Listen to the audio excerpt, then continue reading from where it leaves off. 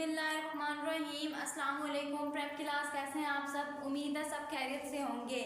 सब स्टूडेंट मेरी वीडियो को ध्यान से देखें और सुनें। सब स्टूडेंट उर्दू की बुक का पेज नंबर 14 ओपन करें। पेज नंबर 14 में हल्की और भारी आवाज़ें। ठीक है, आज मैं आपको बताती हूँ हल्की और भारी आवाज़ों का। ये है बे, पे, ते और टे। ये इसकी आधी शक्ल है। बे, पे, ते और टे, ये इनकी आधी शक्ल है। ठीक है, आज ये है हमारी हल्की आवाज़ें।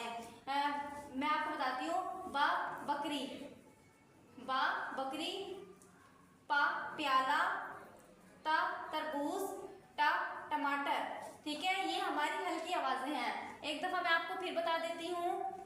बा बकरी, पा प्याला, ता तरबूज, टा टमाटर, हल्की आवाज़ें। और अब ये है हमारे पास नेक्स्ट है भारी आवाज़ें। भारी आवाज़ें कैसे होती है?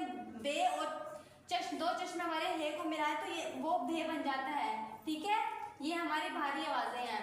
भा भेड़, फा फूल, था थैला, ठा थैला।